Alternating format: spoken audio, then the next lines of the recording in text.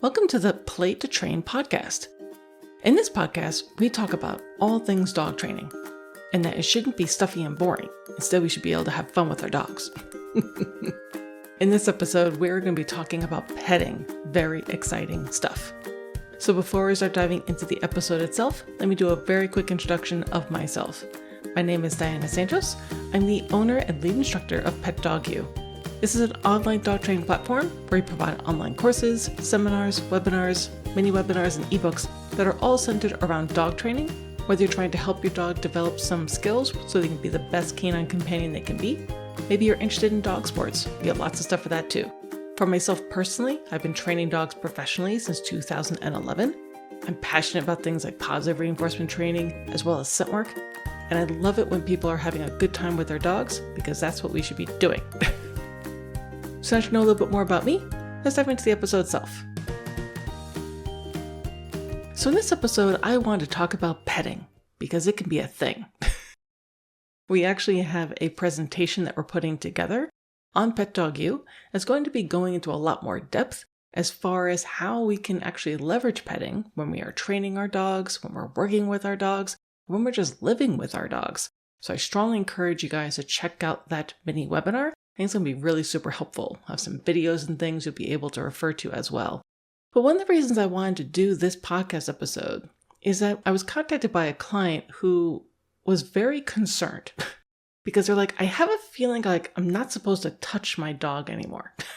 I said, oh no, why do you think that? I said, well, isn't it mean or bad for me to touch my dog? I said, why? I said, well, what about, isn't it kind of negative for me to touch my dog? I said, oh, okay, so let's talk about this. To help us put this into a little bit more context, in the realm of dog training, we have gone through some really significant changes over the last 50 to 80 years. Particularly even in the last 20 years, there's been some really big shifts as far as how we go about dog training. And a lot of this has been the benefit of us having a better understanding of how animals learn and looking at our dogs through a different lens, that they are these really smart, emotional, sentient beings, and that we are able to do training and live with our dogs without necessarily the need for so much force, right? We don't need to force our dogs to do things. Instead, we can train them and teach them what it is we want them to do. And that's great. We should always be striving for that because if we can break things down into small enough pieces, our dogs are really happily willing to do what they need to do to be successful in day to day, which makes sense. They don't want to live in conflict with us if they can avoid it. So what does this have to do with this client's concern with touch? There have been conversations in the dog training community about things like purely positive. There should be no aversion or aversive use whatsoever. And sometimes things get lost in translation. So then that turns into, and very extreme take, is you don't touch your dog. You should avoid doing that as much as possible. Now, for all practical purposes, that's not realistic. And again, I think it's just taking that stance to the nth degree unnecessarily. What I want to talk about in this webinar is to help if anyone else is like, I don't know if I'm like being bad, is that our dogs are actually fairly tactile creatures, meaning that when you have dogs that are just interacting with each other, they do a fair amount of touching with each other. They nuzzle each other, they rub up against each other, they sometimes body slam each other. They do a lot of stuff with touch.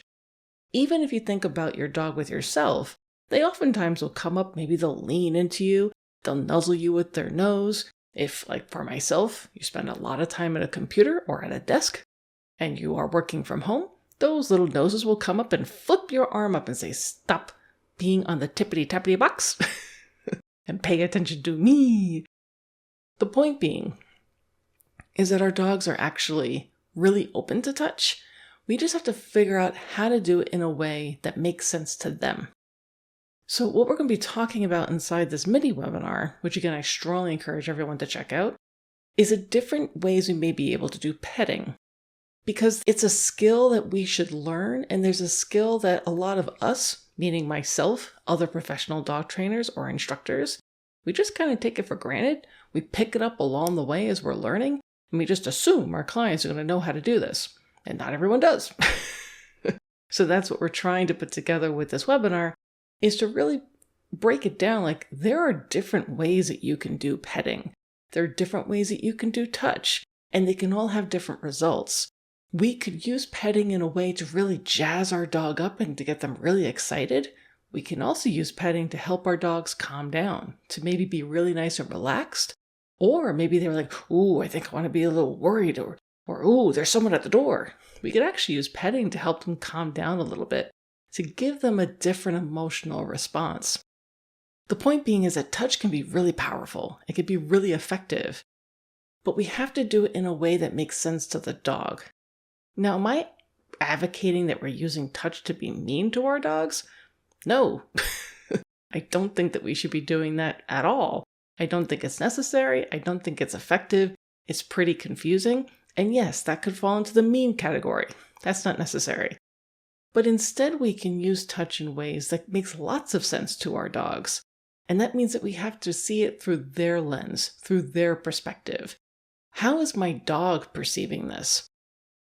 So in this webinar, we're also going to be talking about things that dogs really like. Oh, why does a two-legged thing do that to me?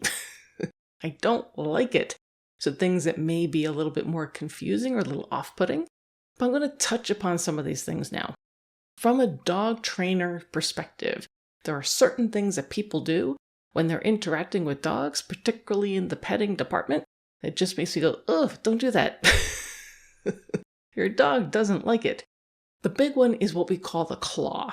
So this is where someone is trying to, it could be a dog that they're familiar with or not, but they bring their hand over the top of the dog's head and they kind of do scritchy, scritchy, scritchy right on the top of the dog's head. And more often than not, the dogs are actually going to back away, turn their head, kind of squint their eyes and be like, stop it, stop it, stop it. It's a very confrontational move. For some sensitive dogs, it's scary. And it's just not really overly pleasant. So if you ever find yourself doing the claw, catch yourself and be like, ooh, maybe I can do this a different way. Maybe just have your hand out to the side and see if the dog would like some pets on the side of their body instead. We also encourage people, when they're petting, 9 times out of 10, your best bet is to follow the way the fur is growing. Don't bring your hand up against the grain so that their hair is going up. That's not great. It doesn't feel good on you when you do it. So if you were to rub your hand back and forth, or maybe on your legs, particularly our little dog dads out there, if you go against the grain of where your hair is growing, it doesn't feel all that great. It's the same thing for our dogs. So if we were petting our dogs, we want to go in the same direction the fur is growing. Speed matters, so the faster that we pet, the more excited our dogs get. The slower we pet, the calmer they are. So again, these are just some overview things for you guys to think about. We'll get into a lot more depth with videos. It'll be so much fun in the actual webinar itself. But to address this client's concern, like, ooh, is touch bad? In and of itself, no. Touch can be wonderful. And when our dogs feel as though we have a better understanding about what they're saying, and we acknowledge the kind of touch that they like, they'll actually ask for touches. They'll ask for us to do certain things. So as an example, every single dog is going to be an individual. For my Doberman Valor, he loved every single kind of touch. When he was really super excited, he would ask me to I would be standing up, and he asked me to kind of spread my legs apart a little bit, and he would go in between them. So his butt was facing out in front of me, and he wanted me to pat his butt. He thought it was so much fun. It was very slight, very light little taps, but just enough to kind of make the weight shift on each of those hind legs. He thought that was a blast. He thought that was the best. My tiny terrier, he doesn't want that. He wants to be able to lay with me. We have a lounge chair, so I can sit on the lounge chair with my legs out. And he comes over and flops over so that his body is on my chest, his little feet are up in the air, and I can do some rubs on his belly and on his sides. And he thinks that's just the best. Every single dog is going to be different. And also their preferences may change. They may have different things that happen as far as health. So let's say that, you had a dog who's like, oh, I really like it when you scratch around my shoulders. I think that's really fun. And maybe you do some really nice circles, some really deep massage. But maybe they start developing some arthritis when they're older. They're like, oh, when you do that, that's kind of ouchy. Maybe they get some skin twitches. Maybe they don't like it as much. That's okay. Maybe do it softer, or maybe find a new spot that they like. But the point being is that I think that touch can be very informative to our dogs. It can provide them with a lot of feedback. We can also get a lot of information from our dogs, where when we find those special spots and those special approaches that they really enjoy, if suddenly they're like, oh, I don't really like that, we can be like, oh, well, why not? Maybe they got hurt. Maybe they strained a muscle. Maybe they were chasing the bunny and they're just like, ooh, I hurt myself a little bit. I'll be okay in a couple days. But that's a good thing for us to know. It can also be a way for us to provide some information and feedback to our dogs. Maybe as, for example, you're waiting in the vet's office just for a normal annual checkup. And if we have these kind of different touches that maybe can help them feel encouraged and we can help them feel more secure, we can offer that feedback to them. You're totally fine, little one. We're going to be in the room soon. That kind of thing. It can be extraordinarily powerful. It can deepen the relationship you have with your dog. It can provide you an insight into what your dog feels like, how they're feeling emotionally, how they're feeling physically. Maybe you'll be able to pick out like, ooh, there's a new lump, particularly as they get older. Or you may be able to pick out like, oh, there's a bug. That's a good thing to know too. Or you know what? They're really looking good right now. They're in great weight. Their muscles are really nice and toned. Oh, everything is fantastic. A lot of that you're going to need to do a touching. So touching our dogs, having our hands on our dogs is actually a really important thing. And I wouldn't want to encourage anyone to not do that. It's also important just, again, so we can see how they're feeling. A lot of the ways that we care for our dogs involves touch. I wouldn't even know where to start if I had a dog who was like, you can't have your hands anywhere near me.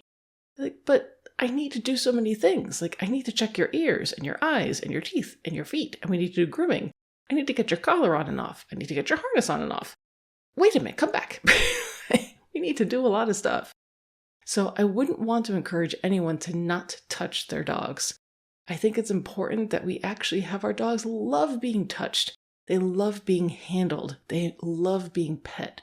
But I do think that there's a way of going about this that dogs will enjoy, that they'll understand more, that will offer you a lot more benefit, and can provide you with a lot of information as well as deepening your relationship. So to answer the question, is touching my dog bad? No. Petting your dog, doing these kinds of handling techniques, there's all different types of ways that we can do really wonderful, appropriate, beneficial touching and petting with our dogs. And because I got this question, I was like, I have to put together a bunch of videos about this. So that's what we're doing with this mini webinar. I hope you're able to join us. When you join our presentations live, you're able to ask questions in real time, so you can kind of pick my brain. But you're also able to have continual access to the fully edited webinar replay afterwards. What does that mean, Santos Lady? That means you'll be able to go through it multiple times from now until the end of time. It doesn't ever go away. So we actually have several of our clients who go that route, who decide to watch things multiple times. Maybe there's a particular video example, for instance, that you wanted to revisit. You would be able to do that. So I hope this kind of helped because, again, I have heard this before, but this is the first time I was actually asked it directly by a client. I was like, oh, no, please. Petting is good, but let's talk about how we can go about petting. But as always, we'd love to hear from you guys. Is there a particular question that you have about dog training or living with our dogs, training our dogs, working with our dogs? Maybe you're interested in a certain dog sport. Maybe you're already competing in a dog sport. Maybe there's just something about dogs like, I wish you'd talk about this. Let me know. I'm also looking forward to hosting some additional speakers, so you guys get to listen to other people than just me. We'll be posting this episode up on our website as well as our social media, so you're always more than welcome to let us know if you have any questions or comments there. But thank you so much. Please give your puppies a cookie for me. Happy training. We look forward to seeing you soon.